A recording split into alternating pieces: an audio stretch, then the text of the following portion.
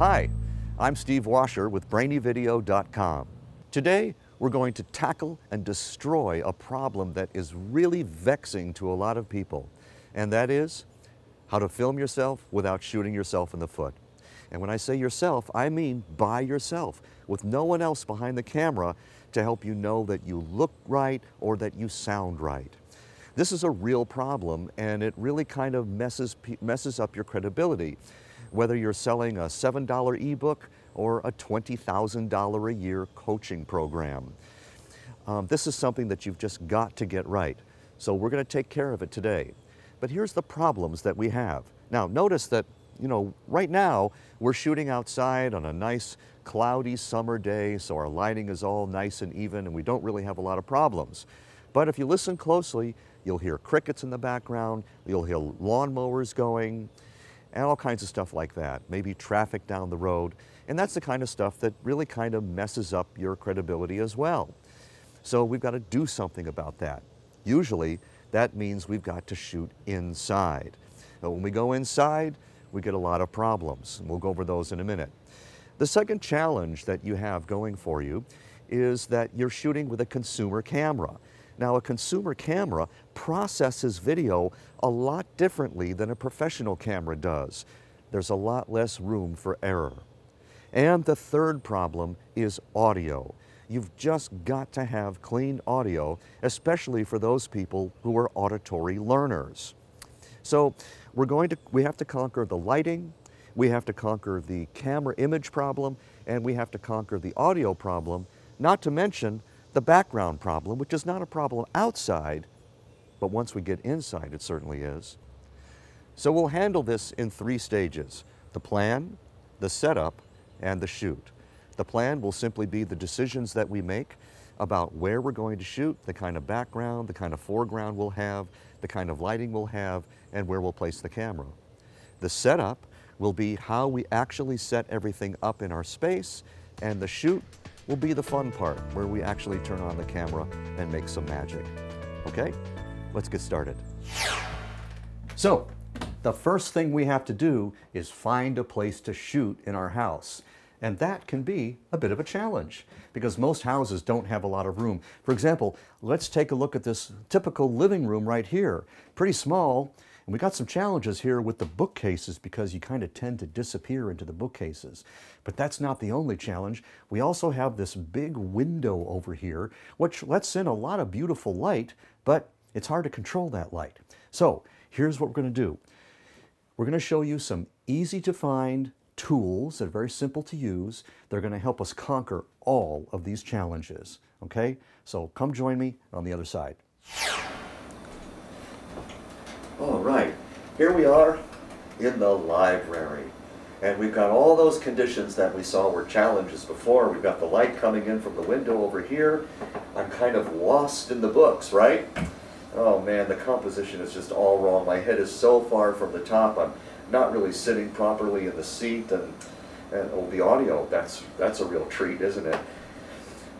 These problems seem almost impossible to solve, don't they? With this, with this little consumer camera where there's no room for error.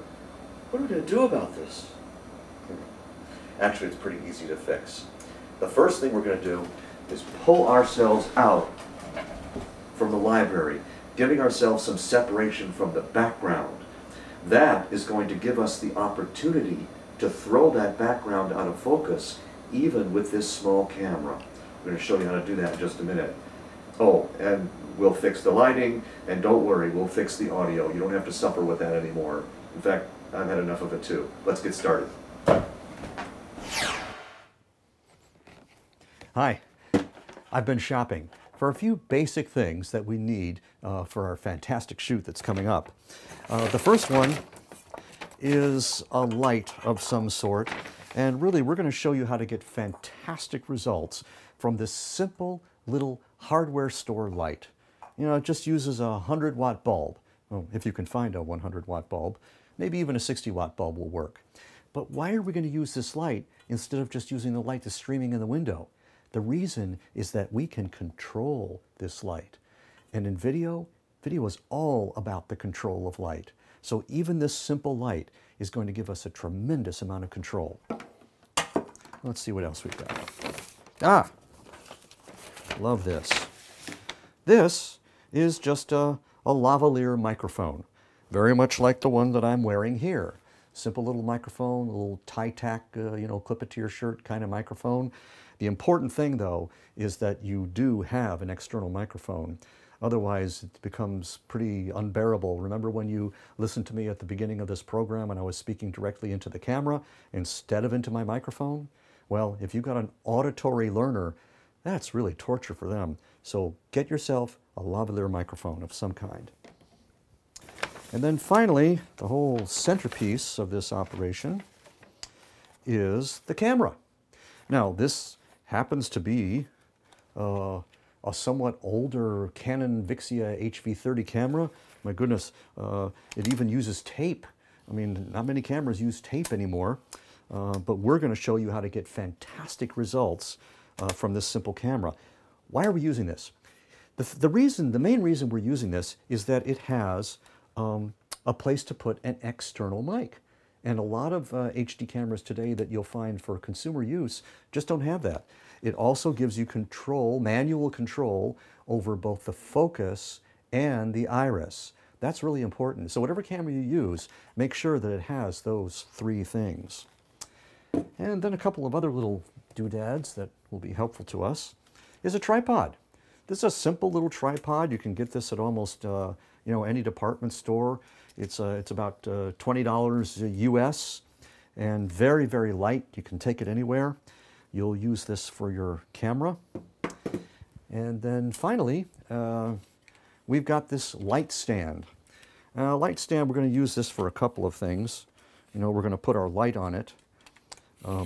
But we're also going to use it for another reason entirely, and that is to help you get the right composition from your camera, being as you're doing this all by yourself. So, one of the first things that we have to do is set our composition. And we're going to set ourselves up so that we're to one side of the frame, since we have this large rectangular frame. And that's a little bit of a subtle thing. We can't really do that without being able to see what we look like from behind the camera, but we're only one person, so how are we going to do that? And besides, here's another problem.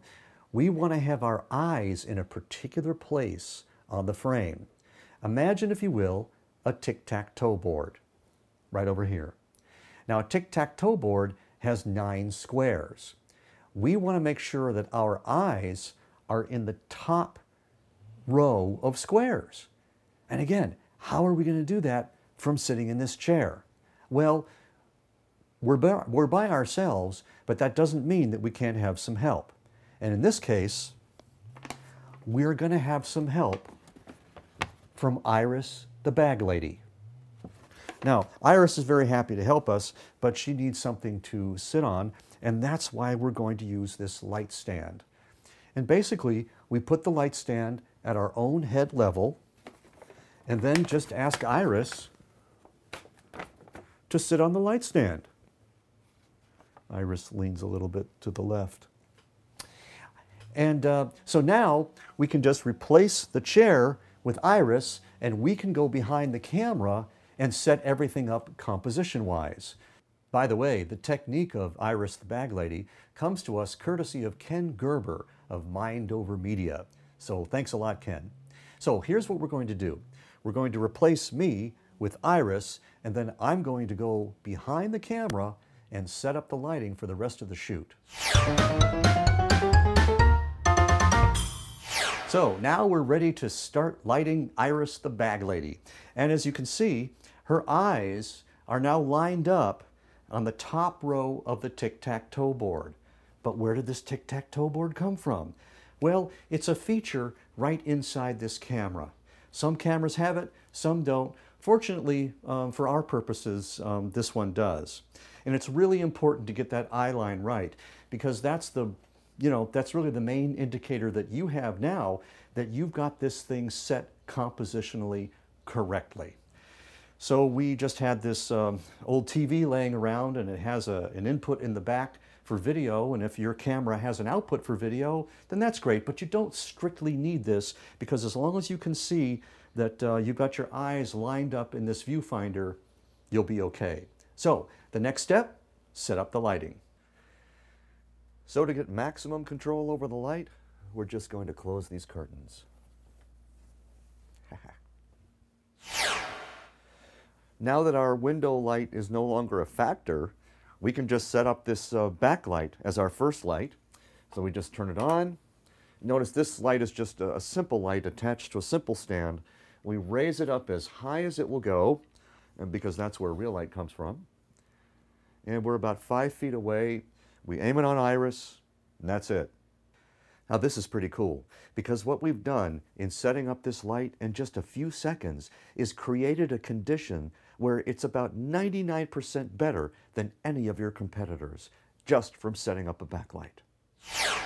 Now, our second and final light is the front light. Again, just a simple light attached to a simple stand here. However, we're a little bit lower, and we're about, I'd say about 4 or 5 feet from our subject. Now here's the tricky part. We don't want to have this light go directly on our subject, because if we do, it's just too harsh, it's too directional, and we want a nice soft effect. So we're just going to bounce this light off the wall here, and it gives us a nice, smooth, even, soft light on Iris that's still, coming from one direction. That's about all there is to that. Now, all we have to do is set up our sound levels, and we're ready to shoot. Okay, so let's see if we got it. All right, compositionally, I'm to one side of the frame, and my eye line is on that top third of the tic-tac-toe line. I've got light coming from over on this side, which lights this side of my face a little bit more than this side of my face, and gives me a little more three-dimensionality. We've got the backlight coming from back here, which separates us from the background and makes the background a lot less important. And the audio lavalier is plugged directly into the camera, so I'm a little bit more pleasant to listen to. Folks, that's just about all you need to have a really credible video, regardless of what products or services you might be selling. That's all from me for now. I'm Steve Washer, and this is brainyvideo.com.